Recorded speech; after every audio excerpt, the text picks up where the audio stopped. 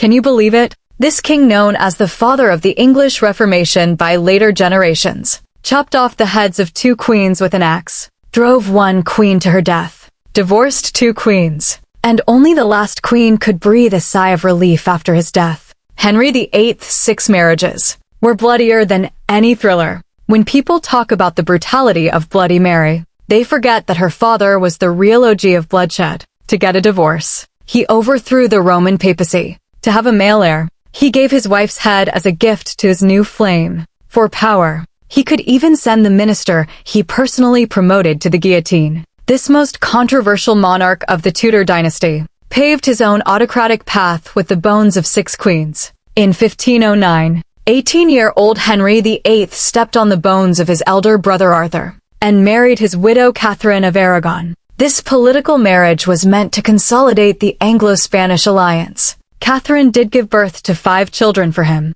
but only daughter Mary survived. As Henry VIII's obsession with a male heir grew increasingly, he set his sights on Catherine's lady-in-waiting and Boleyn to get a divorce. He had a falling out with the Roman papacy. The Pope wouldn't allow the divorce, so he declared the independence of the Church of England and made himself the religious leader. He also sent York Archbishop Fisher, who opposed him, to the guillotine. In 1533, he finally deposed Catherine and confined her to Kimbolton Castle. Even his daughter Mary's visit was refused. 3 years later, Catherine died in loneliness. In her letter before death, she still called him my dearest sovereign. While Henry VIII was celebrating Anne Boleyn's giving birth to daughter Elizabeth, Anne Boleyn's rise was a well-planned palace intrigue. This woman, who had read French courtly romance novels, was not as submissive as Catherine. She dared to make deals with Henry VIII and wouldn't consummate the marriage until she became queen.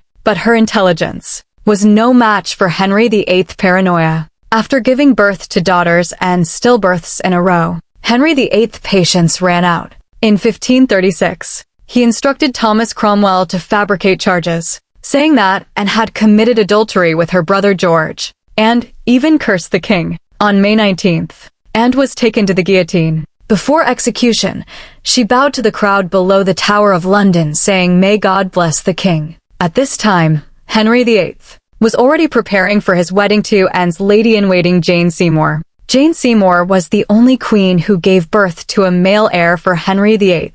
In 1537, she gave birth to Prince Edward, but died of sepsis after childbirth. Henry VIII rarely showed grief, and even requested to be buried with her before his death. But behind this deep love was blatant calculation. Jane Seymour's family supported Henry VIII's religious reform, and she herself persuaded the king to restore the inheritance rights of Mary and Elizabeth. But Henry VIII never truly trusted her. During her pregnancy, he had 2 of her ladies-in-waiting executed because he suspected her of having an affair with court officials. After Jane Seymour's death, Henry VIII's marriage became a laughingstock in Europe.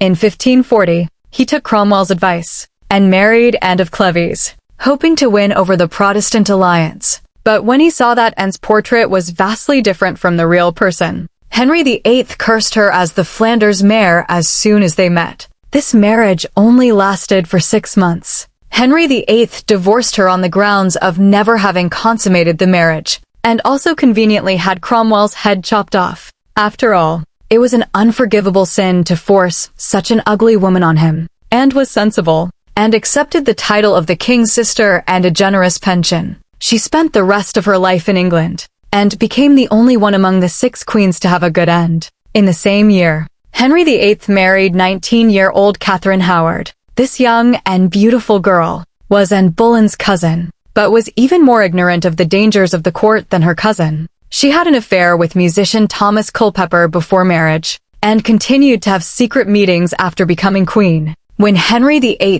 found out, he was as furious as an injured bear. He hated betrayal the most, especially betrayal from women. In 1542, Catherine was executed for treason. Before execution, she said on the guillotine, "I deserve it, but I was young and ignorant." After the executioner chopped off her head, Henry VIII had her head hung on London Bridge for public display. A more cruel treatment than Anne Boleyn's. The last Queen Catherine Parr was a 30-year-old widow, and the smartest among the 6 queens. She knew how to protect herself in Henry VIII's irritable old age. She discussed religious issues with the king, took care of his ulcerated leg disease, and also reconciled his relationship with his children. But even so, she almost ended up on the guillotine. Henry VIII suspected her of supporting Protestantism and had already written a secret order to execute her. Fortunately, she knelt down and cried and confessed, and thus saved her life. After Henry VIII's death in 1547, Catherine finally married her sweetheart Thomas Seymour, but died of dystocia the next year, and couldn't escape the torment of fate in the end. Henry VIII's marriage history is a history of power struggles in the Tudor dynasty. Every divorce and remarriage of his was accompanied by religious purges and political reshuffles. For Anne Boleyn, he destroyed monasteries and confiscated church property. For Catherine Howard, he executed a large number of nobles. To consolidate royal power, he turned the parliament into a rubber stamp and the judiciary into a tool for private punishment. What has been debated the most by later generations is whether his contribution to the religious reform can offset his brutality. He freed England from the control of the Roman papacy, but also made thousands of people die from religious persecution. He established a strong centralization of power, but also made the whole country live in fear with his reign of terror. The scary thing about this king is that he used marriage as a political weapon, and love as an embellishment of power. He had written countless love poems for Anne Boleyn, calling her my soul, but executed her in the most humiliating way after she lost her utility value. He once said to Catherine Parr, "You are my one and only," but didn't hesitate to prepare to kill her when she angered him. As historian G.R. Elton said, "In Henry VIII's heart there was never love, only calculation." When Henry VIII died at Whitehall Palace in 1547, his leg disease had ulcerated to the point where bones were visible. The blood and pus on the bed soaked through the bedding. This king, who had pursued power and a male heir all his life, only left behind 3 young children and a divided country. His 6 queens were like 6 roses ravaged by storms. Some withered on the guillotine, some faded in the cold palace, and some died young after a brief bloom. And the title Bloody Henry suits him better than any crown. After all, there is no other monarch in history who could turn marriage into a slaughterhouse.